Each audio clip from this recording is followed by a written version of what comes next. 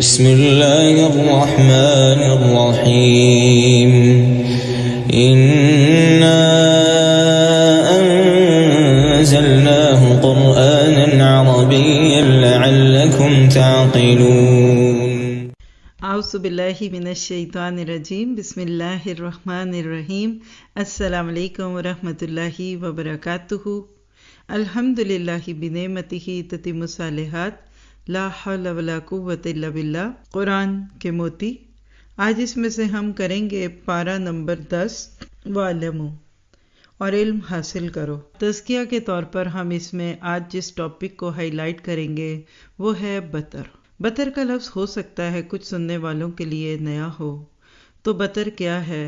بطر وہی ہے جس کو اردو میں دکھاوا کہتے ہیں۔ سورۃ انفال کی آیت 47 میں اللہ سبحانہ تعالیٰ نے فرمایا کہ تم ان لوگوں کی طرح نہ ہو جاؤ جو اپنے گھروں سے اتراتے ہوئے اپنی شان دکھاتے فخر کرتے ہوئے نکلے، اور ایسا کر کے وہ اللہ تعالیٰ کے راستوں سے لوگوں کو روکتے ہیں۔ کیا پتہ چلا کہ جب اللہ سبحانہ تعالیٰ کے راستوں میں نکلتے ہوئے دکھاوا اور شان دکھانا لوگوں کو اللہ کے راستے سے روک دیتا ہے، تو پھر جب ہم خوشیوں کے نام پہ، سیلیبریشنز کے نام پہ اور زندگی میں شادی کے نام پر دکھاوا کرنے لگیں تو پھر یہ کتنوں کو دین سے روکتا ہوگا؟ شاید ہمیں ابھی بات نہ سمجھ آئے، لیکن جب ہم کسی بھی دینی کاز کا حصہ ہوتے ہیں تو عموماً وقت کیوں نہیں ملتا؟ عموماً لوگ سنجیدگی کے ساتھ کسی کاز کو پورا نہیں کر پاتے۔ وجہ کیونکہ ہمارے گھروں میں شادی ہے، ہمارے آج یہ فنکشن ہے۔ ایک ایک شادی جب اتنی ایلیبوریٹڈ ہونے لگے اور ایک ایک فنکشن جب خوشی سے زیادہ سیلیبریشن میں ڈھل جائے تو اس کو بطر کہتے ہیں۔ اللہ تعالیٰ نے جو فرمایا کہ وَلَا تَكُونُوا كَالَّذِينَ خَرَجُوا مِن دِيَارِهِمْ بَطَرًا، مجھے تو اس آیت کو پڑھ کر ہمیشہ لگتا ہے جیسے کوئی بارات نکل رہی ہے۔ پہلے دور میں گھوڑے پہ بیٹھتے تھے، بگی پہ بیٹھتے تھے، تو یہ بات یہاں رِیاء الناس وَيَصُدُّونَ عَن سَبِيلِ اللَّهِ، یہ تین لفظوں کی ایک ٹرائنگل ہے جو انشاءاللہ ہم اس پارے کی روشنی میں دیکھیں گے۔ سورۃ انفال چل رہی تھی، پیچھے سے سوال اٹھا تھا یسألونک عن الانفال۔ غزوہ بدر پہلی جنگ تھی جس کے بعد مال غنیمت ملا، تو سوال اٹھا کہ اس مال کا کیا کیا جائے۔ اس بات کی دلیل تھی کہ اللہ کے نبی صلی اللہ علیہ وسلم کے صحابہ جب تک کسی مسئلے میں آپ سے پوچھ نہ لیتے خود سے کوئی چیز ڈیسائیڈ نہیں کرتے تھے کہ بھئی اب یہ دشمن سے جو مال آیا جس کو وار بوٹی کہتے ہیں، پہلے دور میں اس میں ایک لوٹ مار بچ جاتی تھی، جس کی لاٹھی اس کی بھینس والی کیفیت تھی، بلکہ دشمن سے تو جیت جاتے تھے، آپس میں لڑنے لگ جاتے تھے بعد میں۔ تو اللہ تعالیٰ نے 40 آیات گزار کر 41 آیت میں اب اس سوال کا جواب دیا کہ وَاعْلَمُوا أَنَّمَا غَنِمْتُم مِّن شَيْءٍ فَأَنَّ لِلَّهِ خُمُسَهُ وَلِلرَّسُولِ وَلِذِي الْقُرْبَى وَالْيَتَامَى وَالْمَسَاكِينِ وَابْنِ السَّبِيلِ، گویا کہ یہ بتا دیا کہ ابھی مال کی باتیں نہ پوچھو، پہلے آپس کے تعلقات تو درست کرو، اللہ اور اس کے رسول کی اطاعت کرو، اس پر ایمان لاؤ۔ ماننے کی توفیق پیدا کرنے کے لیے اللہ نے ہر موقع پہ مسلمانوں کی تربیت اور اخلاق سازی کی، اور ہم پہلی 40 آیات میں دیکھ چکے پچھلے پارے میں کہ آپس کے اچھے تعلقات، تقوی اور اللہ اور رسول کی اطاعت یہ ایک امت کو جوڑنے کے لیے کتنی ضروری ہے۔ اسلام کا مزاج بھی سمجھ آتا ہے کہ جو مال جس کے ہاتھ لگ گیا وہ اس کا نہیں ہوتا، اختیار اللہ کا ہے۔ اپنے وقت میں رسول کو اس بات کا اختیار دیا گیا کہ آپ جہاں جس طرح چاہیں اس اجتماعی مال کو خرچ کرو۔ آج آپ اس اجتماعی مال کو کسی ملک کا قومی خزانہ بھی کہہ سکتے ہیں، اور اگر کہیں اسلامی حکومت ہو تو اس کو بیت المال بھی کہہ سکتے ہیں، اور اگر آپ کسی ریلیجس آرگنائزیشن، کسی مسجد، کسی انسٹیٹیوٹ سے تعلق رکھتے ہیں تو وہاں آنے والے فنڈز بھی کہہ سکتے ہیں۔ جتنا زیادہ آپ رولز اینڈ ریگولیشنز کے ساتھ ان چیزوں کو لیتے ہیں اتنا ہی آپس میں دل بھی جڑے رہتے ہیں اور بات بعد میں خرابی کی طرف نہیں جاتی۔ لہٰذا یہاں ان باتوں کو سنتے وقت ہم سب کو بھی نیت کرنی ہے اور دعا بھی کرنی ہے کہ اللہ تعالیٰ ہمیں کبھی بھی کوئی ایسا مال غلط استعمال کرنے کی توفیق نہ دے جو لوگوں کے اجتماعی مفادات کے نام پر جمع کیا گیا ہو، اور خاص طور پہ یہاں تو دشمنوں سے مال حاصل کرنے کی بات تھی۔ بدر کی جنگ چونکہ اچانک تھی، اللہ کے نبی اور صحابہ بالکل پہلے سے نہ ذہنی طور پہ تیار تھے نہ کچھ، اور نہ امید تھی کہ اتنی بڑی جنگ ہوگی، لیکن 313 چند گھوڑے اور چند اونٹ اللہ کے نبی کے ساتھ تھے، اور اس کے بعد اللہ نے اتنی پیاری فتح دی کہ جس کو یوم الفرقان کہتے ہیں، اپنے سے 3 گنا بڑی فوج سے لڑنا جو جدید اسلحے سے بھی لیس تھے۔ اللہ نے یہاں ایک اور خوبصورت نقطہ دے دیا کہ کبھی کبھی ہماری زندگی میں ایسے حالات پیدا کر دیے جاتے ہیں کہ اگر ہمیں پہلے سے وہ بتا دیے جائیں تو کبھی ہم جرأت ہی نہ کریں، یعنی اگر پہلے سے پتا ہوتا کہ اتنی بڑی جنگ ہونی ہے تو ہو سکتا ہے ہمتیں ٹوٹ جاتی۔ تو اللہ نے جو مستقبل کو چھپایا ہے نا، اس میں یہ بھی ایک خیر کی بات ہے۔ پھر دوسری بات اس میں کیا بتائی کہ اللہ کے راستے میں مشکل آئی یا آسانی، کھڑے رہنا ہے۔ صحابہ کرام جیسی استقامت اگر آج ہم میں آ جائے تو اللہ تعالیٰ ہمارے لیے بھی وہی مدد کرے جو کہ اس دور میں کی۔ اور اسی بارے کے بالکل شروع میں اللہ نے بتا دیا کہ جو جیے گا وہ دلیل کے ساتھ جیے گا، اور جو جائے گا وہ دلیل کے ساتھ جائے گا۔ بلا دلیل، بلا کسی ریفرنس کے کوئی بات دین نہیں ہوتی۔ پھر اسی طرح سے ایک اور چیز پتہ چلتی ہے کہ اللہ کے دین کو غالب کرنا ہی اصل میں دینداری ہے۔ یہ نماز، روزہ اور باقی دین کی شقیں اسی کی تیاری ہے۔ ہم رہے نہ رہے لیکن دین محمد رہے، قرآن کی عزت رہے، اور اس کے لیے مسلمانوں کو ایک بامقصد زندگی گزارنے کی دعوت ہے۔ اللہ کے راستے میں جب نکل پڑتا ہے ایک انسان، چونکہ یہاں غزوات ہیں، اس پارے کے شروع میں ہی اللہ کی مدد آنے کی 3 بڑی وجوہات بتائی گئیں۔ ایک ہے کہ انسان کے اندر جذبہ ایمان ہو، ثابت قدمی ہو اور ذکر الہی ہو۔ آج کے مسلمانوں سے یہی مطلوب ہے۔ پھر اسی طرح اطاعت الہی بھی ہو۔ جب کسی کام پہ نکل گئے تو پھر پیچھے مڑ کے دیکھنا ہی کیا۔ عام حالات میں لوگ بہت اچھا ریئیکٹ کرتے ہیں، لیکن ذرا سی ناسازگاری ہو تو قدم ہلنے لگتے ہیں۔ اللہ تعالیٰ نے یہی میسج دیا کہ جن کے پاؤں خود زمین پر نہیں لگے ہوتے وہ دوسروں کو کیا سہارا دیں گے۔ کوئی بھی مشکل آئے، اسلام سے اپنے آپ کو پیچھے نہیں کرنا۔ پھر اب دیکھیے کہ ذکر اللہ کا میدان جنگ میں عموماً آپ ورکرز کو کام کرتے دیکھیں گے، کچھ میوزک لگا لیتے ہیں، کچھ قوالیاں سنتے ہیں، کوئی کچھ اور کرتے ہیں، ہر ایک ایک اپنا ٹیسٹ ہوتا ہے نا، کچھ خبریں سنتے رہتے ہیں۔ اللہ کہتا ہے اللہ کے راستے میں نکلے ہو تو اسی کا ذکر کرو۔ صحابہ کرام میدان جنگ میں جا کر بھی اللہ کا ذکر کرتے تھے، دن کے وقت اللہ کے حکم پہ لڑتے اور راتوں کو تہجد میں قرآن پڑھتے۔ کب کلاف نام کا ایک لیڈر مسلمانوں سے کسی محاذ پہ لڑائی کے دوران رات کو یہ دیکھنے کے لیے لشکر اسلام کے قریب آتا ہے کہ راتوں کو یہ کیا کرتے ہیں۔ لشکر کے جتنا قریب ہوتا جا رہا ہے اس کو شہد کی مکھیوں کی بن بناہٹ کی آواز آتی ہے۔ غور کیا تو لشکر اسلام کا ہر سپاہی تہجد میں رب کو قرآن سنا رہا تھا۔ اتنا اس کے دل پہ رعب طاری ہوا، واپس گیا، اپنے لوگوں کو جمع کیا اور کہنے لگا، ہم فرسانم بالنہار ورہبانم فی اللیل۔ وہ تو دن کے وقت گھڑ سوار ہیں، یعنی دشمن کی آنکھوں میں آنکھیں ڈال کر دیکھتے ہیں، اور راتوں کے اللہ کے خوف سے رونے لگتے ہیں۔ میری یہ بالکل خواہش نہیں کہ میں ان سے لڑوں اور جیتوں، بلکہ میری تو دعا ہے کہ میرا کبھی ایسے گروہ سے واسطہ بھی نہ پڑے، اور میں تمہیں مشورہ دیتا ہوں ان کو ان کے حال پہ چھوڑ کے واپس چلو۔ یہ تھا مسلمانوں کی فتوحات کا ایک رنگ۔ آج آپ کو مجھے بھی یہی میسج دیا جا رہا ہے، جھگڑے نہ کرو، اختلاف نہ کرو، صبر کرو، ایک دوسروں کی نظروں میں نمایاں نہ ہو۔ جب تک ہم ایک امت بن کر نہیں جئیں گے ہماری طاقت نہیں بنے گی۔ ہم جب تک اپنی زندگی میں بطر، دکھاوا اور ایسی چیزوں پہ رہیں گے تو نتیجہ کیا ہوگا؟ ابو جہل کے لشکر نے مدینہ کی طرف آتے ہوئے یہ دعائیں بھی کی تھی اور خوب بطر کیا تھا۔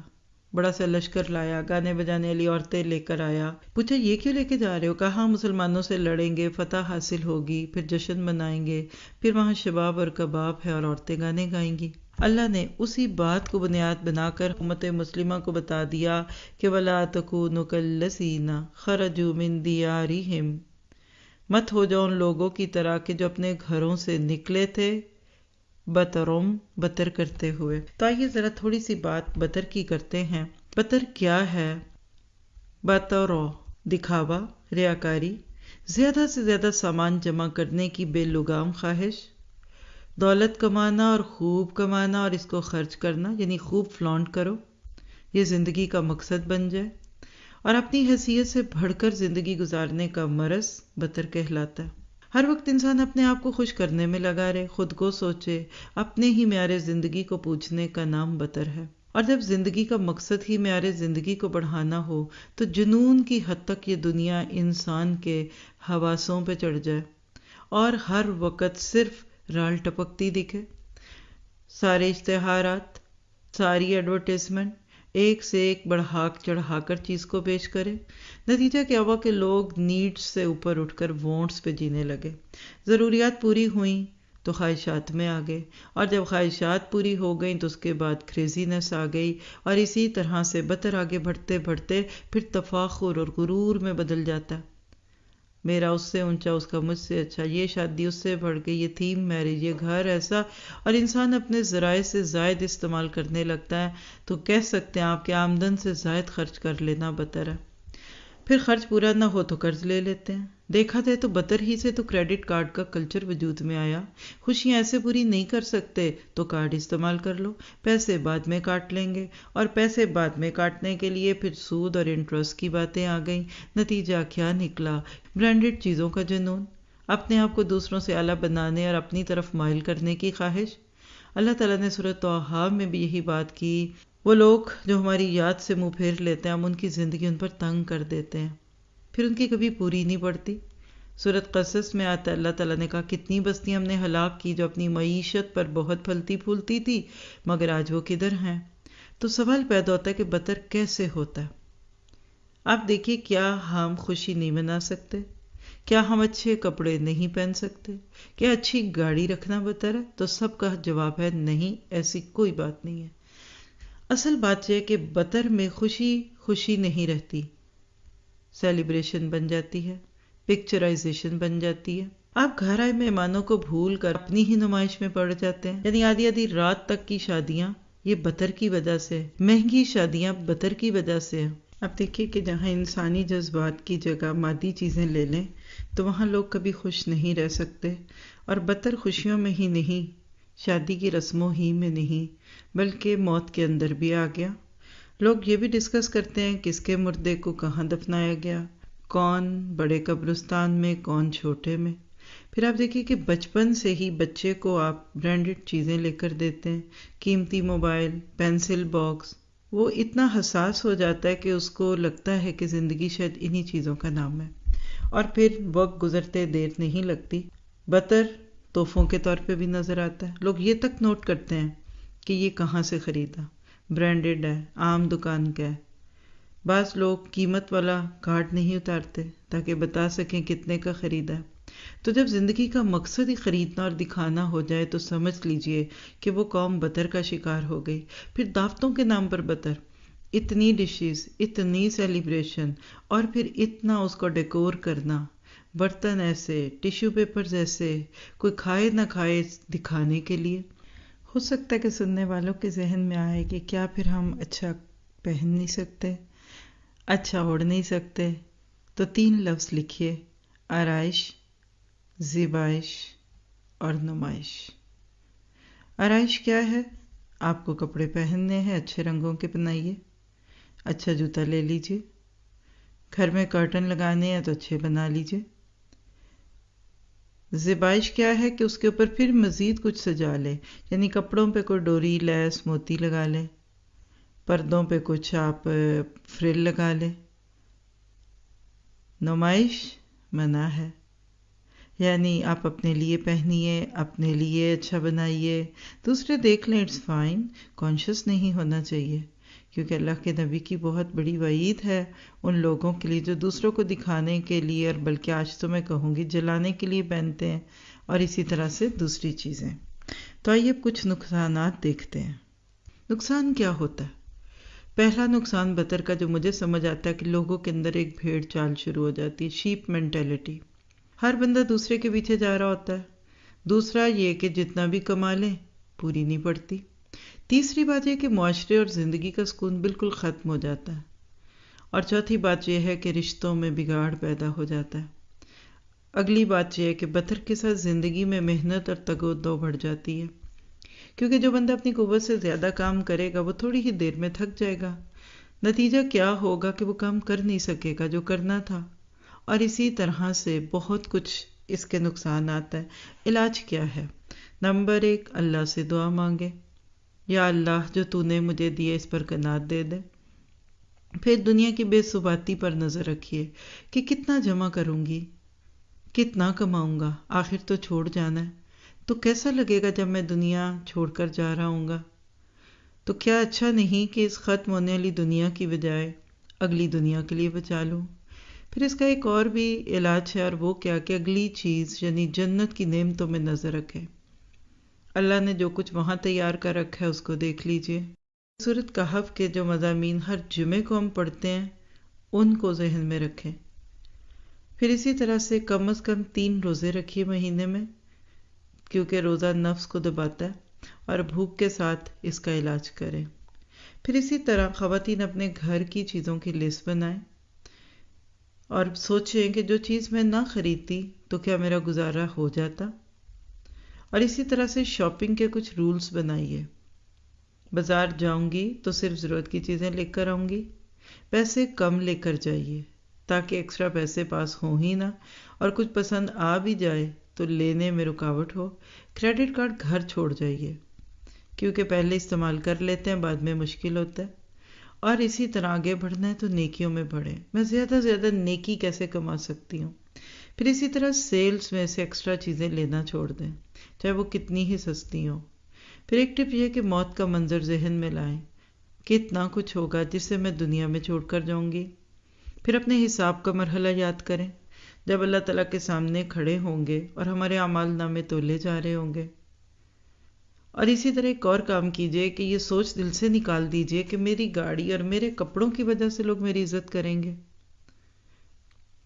پھر اسی طرح لوگوں کا بے بس ہونا سوچیے، میں جن کی نظروں میں اچھا بننا چاہ رہی ہوں وہ خود کیا ہے؟ وہ تو بیچارے خود اپنے بھی اوپر کوئی اختیار نہیں رکھتے۔ اچھا کہ یہ سارے میری تعریف کر بھی دیں گے تو ان کی کیا اہمیت ہے؟ اور اس کے مقابلے میں اگر اللہ کی ذات مجھ سے خوش ہو جائے جس کا مقام ہے۔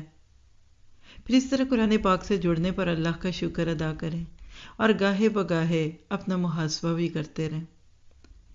کئی چیزیں ہم اپنے آپ سے پوچھ سکتے ہیں، مثلا میرے بازار جانے کی عمومی وجہ کیا ہوتی ہے؟ ضرورت کے لیے جاتی ہوں، خواہشات اور شوق پورا کرنے کے لیے جاتی ہوں، کہ بازار میں کیا نیا آیا ہے یہ دیکھنے جاتی ہوں، کیا صرف ونڈو شاپنگ کے لیے تو نہیں جاتی؟ اسی طرح دعوتوں میں جاتے ہوئے اپنا محاسبہ کریں، کیا ہر دفعہ نیا جوڑا سلواتی ہوں یا پہلے پہنا ہوا جوڑا بھی پہن جاتی ہوں؟ پھر تیسرا نقطہ اپنا دعوتوں کی وجہ کیا ہوتی ہے؟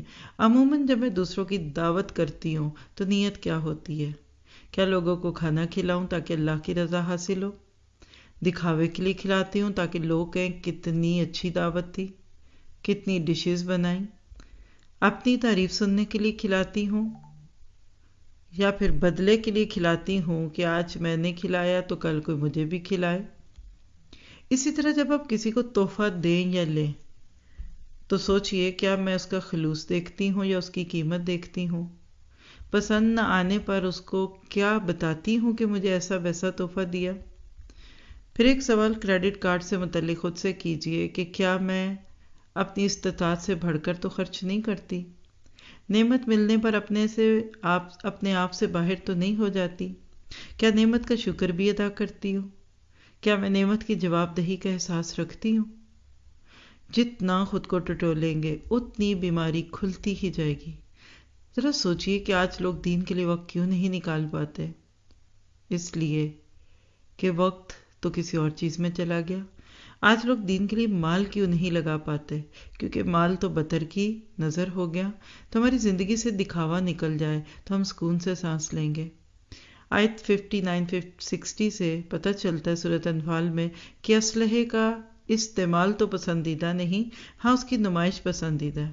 تو اگر آپ کہیں کہ اسلحے کا بطر جائز ہے کیونکہ اس سے دشمن کے دل پہ رعب ہوتا ہے، آپ 23 مارچ کو پریڈ دیکھتے ہیں، 14 اگست کو کوئی پریڈ ہوتی ہے تو وہ ایک قسم کا اظہار ہوتا ہے، اس میں کوئی قباحت نہیں ہے۔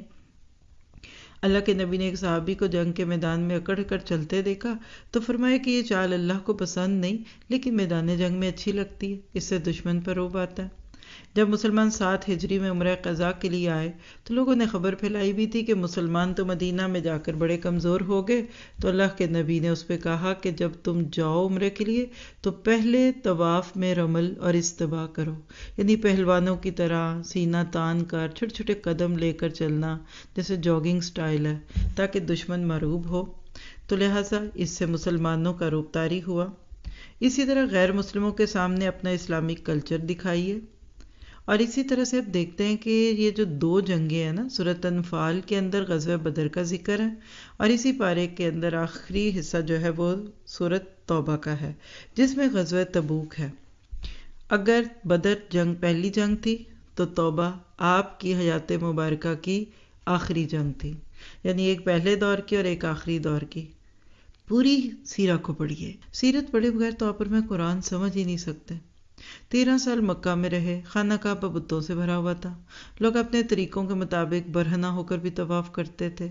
حج کے اندر اپنے سارے باطل طریقے پورے کرتے رہے، آپ نے کسی کو نہیں چھیڑا، کیونکہ اس وقت ابھی پاور نہیں تھی، ابھی اتھارٹی نہیں تھی۔ اسلام کبھی بھی چڑو خطی نہیں پسند کرتا، آ بیل مجھے مار نہیں کرتا، تیاری کے بغیر کام نہیں کرنے کا حکم دیتا۔ خیر، مکہ سے مدینہ آئے، ہجرت کے 8 سال گزر گئے، کسی کو نہیں چھیڑا۔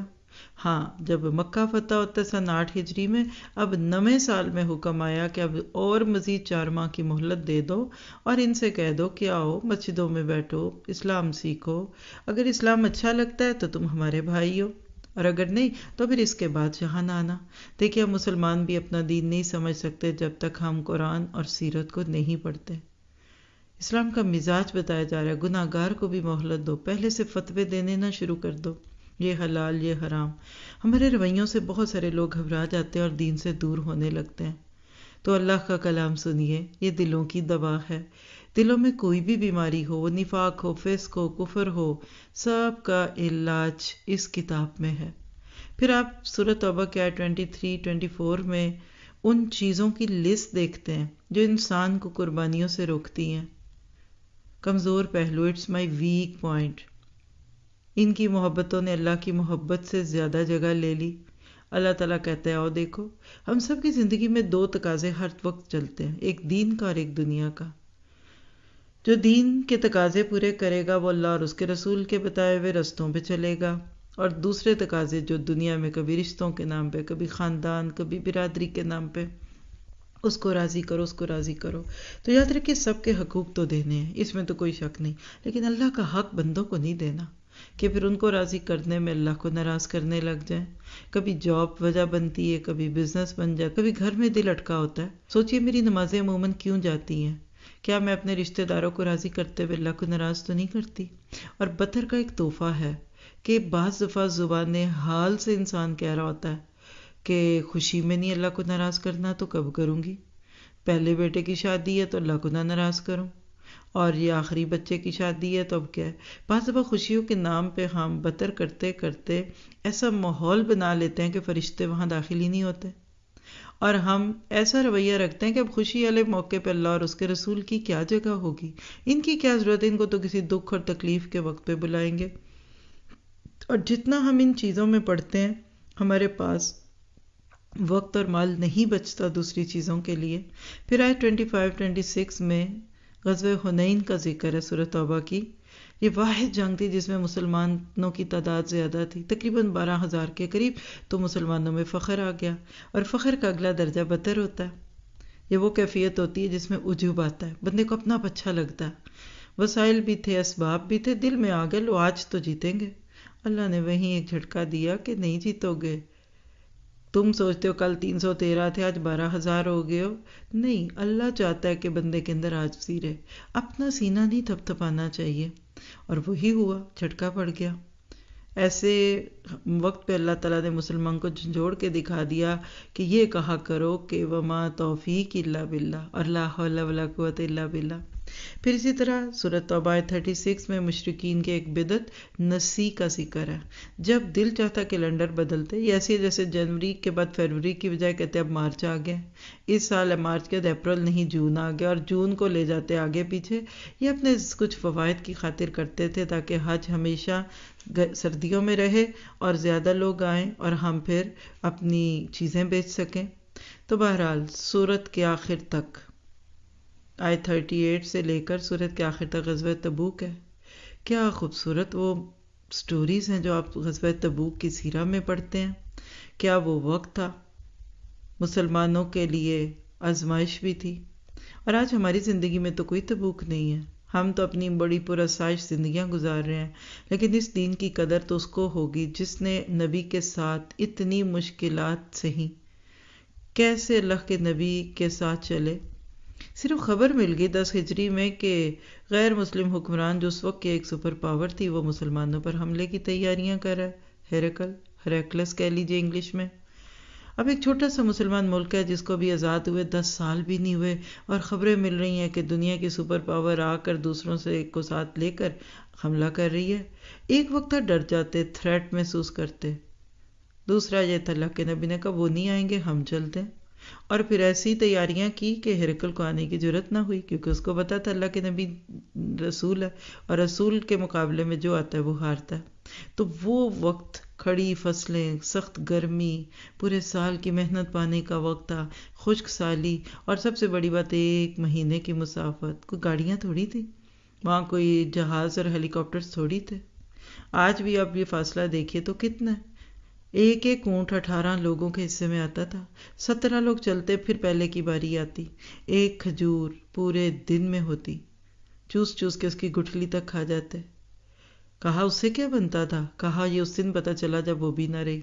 جب ایسی مشکلات آئیں گی نا تو لوگوں کا نفاق کھلے گا۔ نفاق ایک اس کیڑے کی طرح جو عام حالات میں نظر نہیں آتا، یہ مشکل میں نکلتا ہے۔ نبی کے دور کے اندر ایسے لوگ نمازیں بھی پڑھتے تھے، روزے بھی رکھتے تھے، حج بھی ادا کرتے تھے، زکوٰۃ بھی دیتے تھے، لیکن دل میں اللہ کے نبی کی وہ محبت نہیں تھی کہ جو آپ کے مشن کے راستے کے ساتھی، آپ کے مشن کے ساتھی بنتے۔ تو اللہ نے اس جنگ کے اینڈ پہ ان کو بھی کھول کے رکھ دیا۔ پھر آیت 40 میں ہجرت کی راتیں ہیں، ابو بکر نے آپ کے ساتھ جو غار ثور میں 3 راتیں بسر کی۔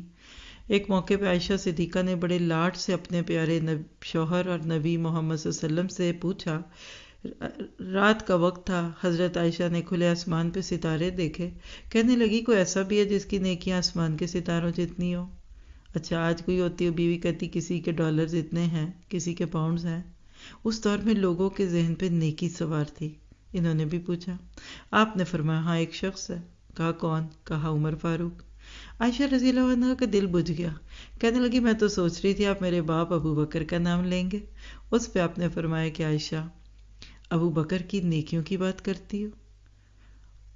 ابو بکر کی تو ان 3 راتوں کی نیکیاں جو انہوں نے میرے ساتھ غار میں گزاری عمر کی ساری زندگیوں پہ بھاری ہیں۔ تو یاد رکھیے نیکی ایک ہی ہوتی ہے، حالات اس کی قیمت بدل دیتے ہیں۔ ڈالر ایک ہی ہوتا ہے لیکن مختلف حالات میں اس کی اہمیت بدل جاتی ہے۔